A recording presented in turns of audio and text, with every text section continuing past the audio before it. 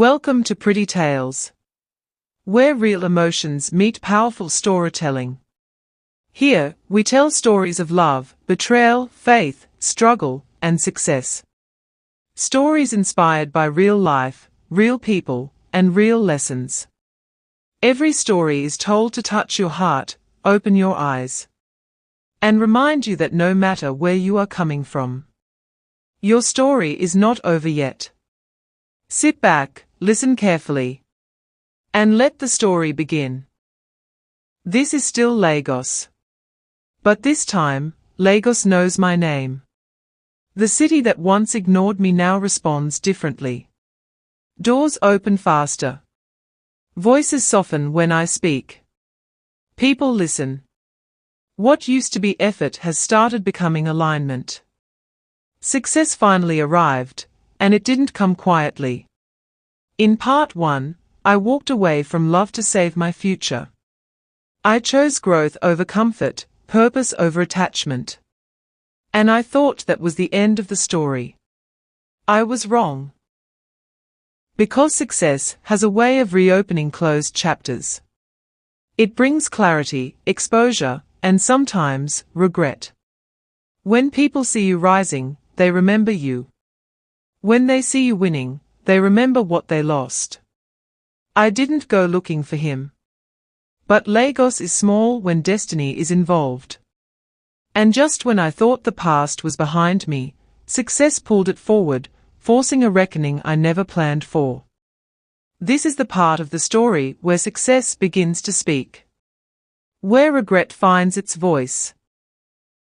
And where love returns, not as a promise, but as a test. Success doesn't announce itself with noise at first. It speaks through results.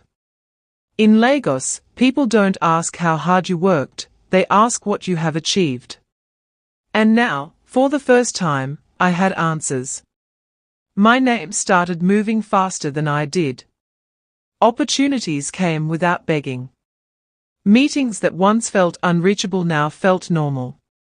I walked into rooms where I used to wait outside.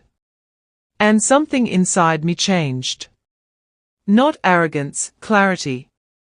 I no longer introduced myself with doubt. I spoke with calm confidence, the kind that comes from surviving both struggle and betrayal. People who once overlooked me now paid attention. Some cheered sincerely. Others smiled carefully. Lagos has a way of revealing intentions when success becomes visible. That's when I noticed it. The way conversations paused when I arrived.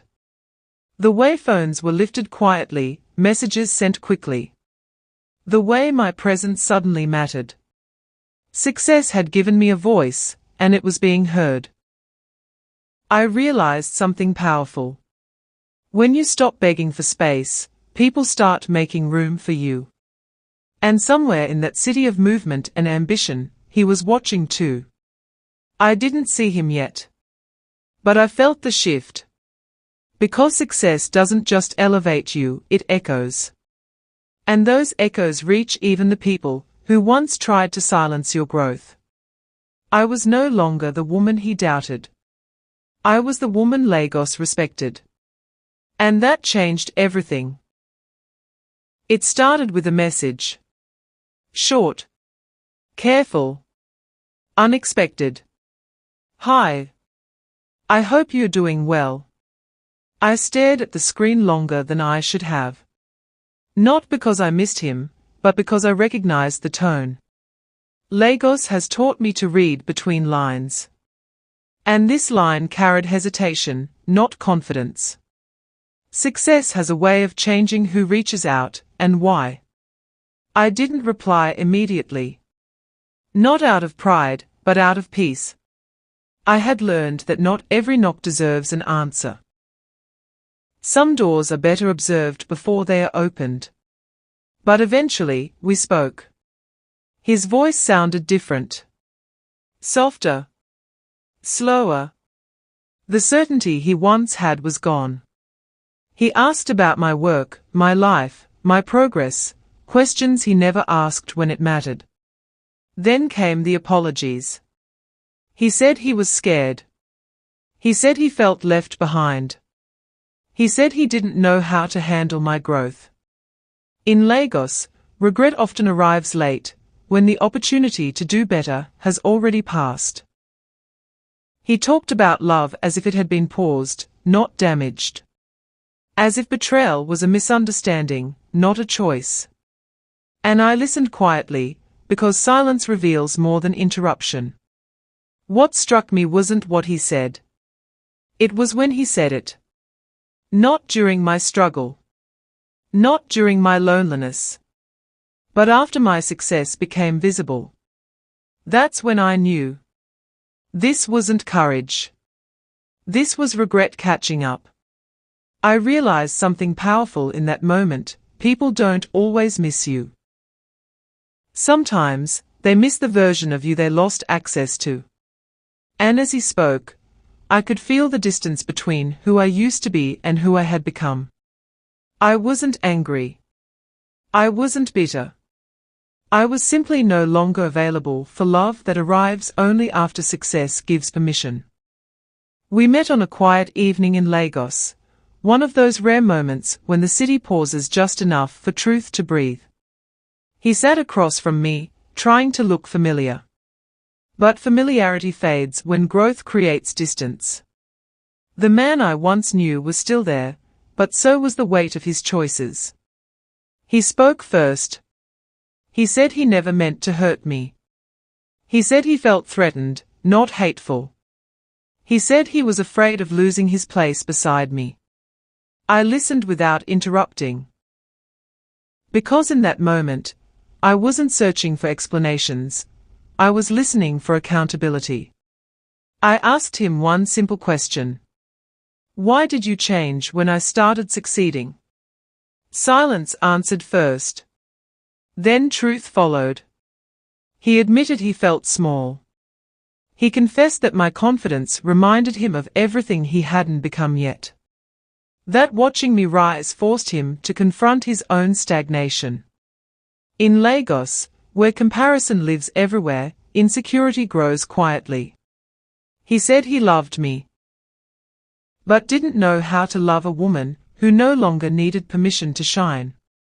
That was when I understood something that changed me forever. Love that depends on your smallness is not love, it is comfort. I told him how his silence felt louder than anger. How his doubt cut deeper than rejection. How betrayal doesn't always come from cheating, it comes from standing in the way of someone's destiny. He looked down. Not because he didn't hear me, but because he finally did. For the first time, the power had shifted. Not because I wanted control, but because growth had given me clarity. And in that clarity, I saw him clearly too. That conversation gave me something I didn't know I needed: closure. Not the kind that brings people back together, but the kind that sets you free. I looked at him and felt gratitude instead of pain. Gratitude for the lessons. Gratitude for the growth. Gratitude for the version of me that survived loving someone who couldn't walk beside my success. I told him the truth, calmly. I said love should not require shrinking. I said partnership should not feel like competition. And I said timing matters, but growth matters more. In Lagos, life moves fast. And I had learned that waiting for people to catch up can cost you your destiny.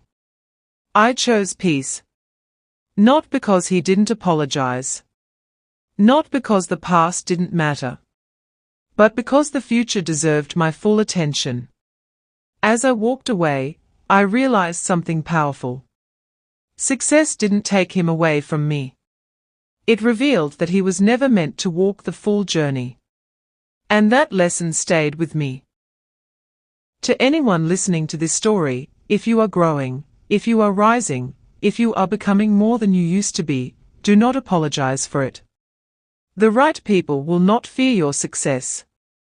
They will celebrate it. And if love leaves when you begin to win, let it go. Because destiny has no room for insecurity. You've just listened to another story from Pretty Tales. Where emotions are real, lessons are deep, and every experience has meaning. If this story touched your heart, don't forget to like, subscribe, and share with someone who needs to hear it. Until the next story. Remember this. Your growth is not a crime. Your success is not betrayal. And your story is far from over.